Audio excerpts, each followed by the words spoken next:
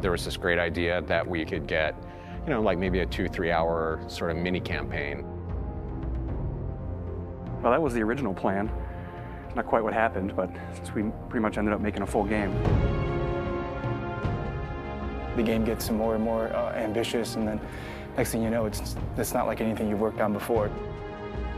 We knew that we wanted to keep what was great, that people loved about the Halo experience, that 30 seconds of fun over and over again. We knew we had to preserve that, but at the same time give it an ODST spin. We wanted to try something that we'd never done before, and I think that means breaking the mold of what people expect from Halo. Here's an engine, here's a story, you got a year, go.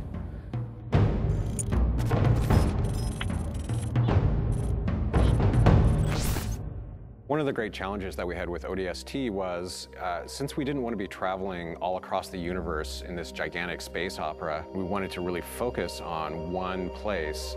The hub was the single most technical thing that we've ever accomplished in the Halo engine. There was a lot of work done to try to come up with smart ways that we could build the city. It's definitely the biggest environment that we've made in any Halo game.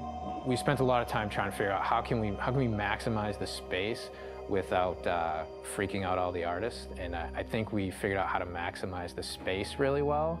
I don't think we ever figured out that second part too well. We want the player to have this open, visceral, you're in the city experience. We started experimenting with playing with elevation, playing with building shapes. It's a city that you actually completely walk through. Each BSP is directly alongside the other BSP. You walk through a door and you go into the other BSP. The road structure is not straight, it's diagonal, it's also multi-layered. I don't think we kind of realized how big the city would get. We basically had to build very specific tech that would give the AI the right type of behavior. We had the technology, we called it Squad Patrol. No matter where you were inside the hub, there would always be a certain amount of noise, a certain amount of enemy presence there that we could ratchet up and ratchet down depending on what we needed it to do. We need to have this dark, moody city without making it unplayable. I wanted to get a feeling of rain at night in an abandoned city. I still like to score the emotions and mood that we want the player to feel when they're playing the game. We want people to explore the city. We want people to find this, this kind of hidden little sub-story. What if the phones rang? You're alone, you're in the city, you're trying to unravel a mystery. That's the feeling you have every time you're the rookie. What's fun about being an ODST? How's he different than the Master Chief? What kind of problems does he face versus the Chief? If they're not the walking tank, they really have to pick up weapons that they're going to use. There were things that we added. The silenced submachine gun and the silenced pistol are absolutely the best tools for the job.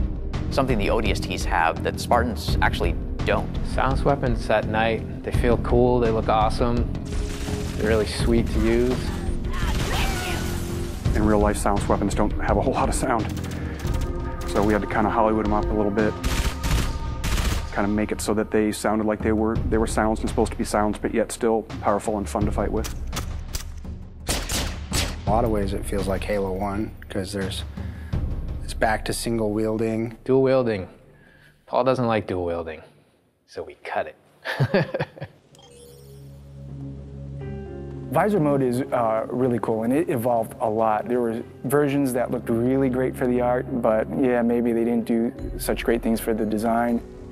It affected how we lit something. We'd make this building, and it looked great, and we thought it was fine, and then you turn on the visor mode, and you realize that's really just a square. But it also has the advantage of really showcasing the depth of our scenes. Put on visor mode, and then the whole environment reveals its secrets to you.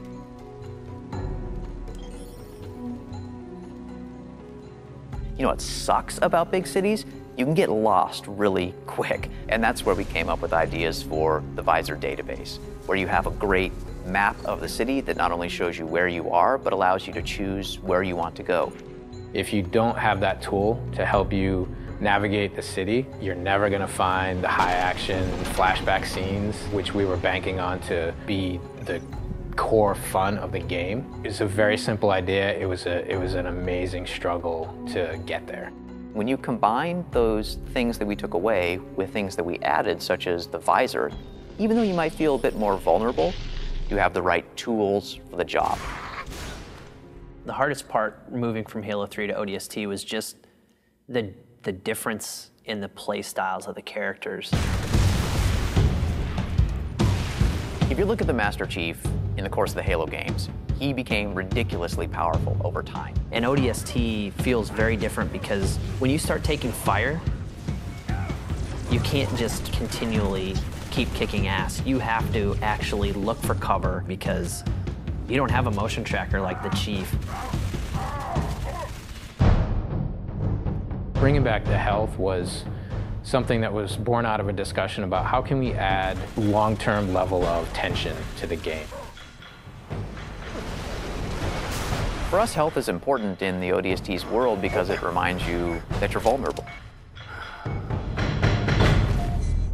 We want to experience the story through the eyes of many different characters. We wanted to bring back the guys from Firefly again, Nathan Fillion, Adam Baldwin, and Alan Tudyk, trying to find the perfect film noir blonde. We thought about Tricia Helfer. Orders are orders.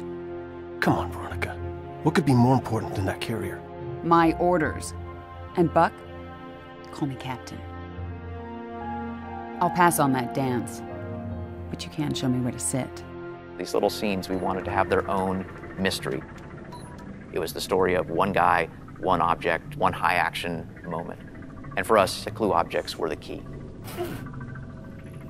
Dutch, we need to get above this crap. Link with the B-net. One of our drones must have seen where they hit. When you find a clue, you're actually going back in time and playing in the boots from another ODST's perspective. Good hunting, boys. I'm keeping my boots on the ground.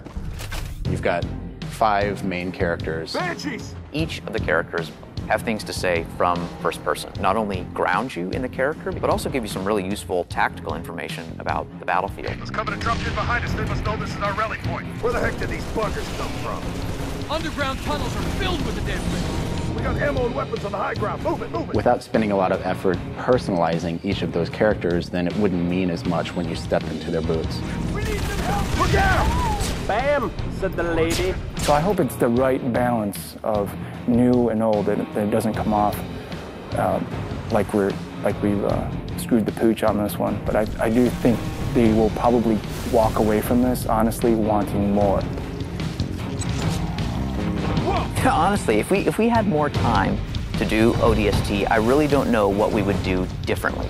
So if I got another 2 weeks, I don't know. I guess I'd play more ODST.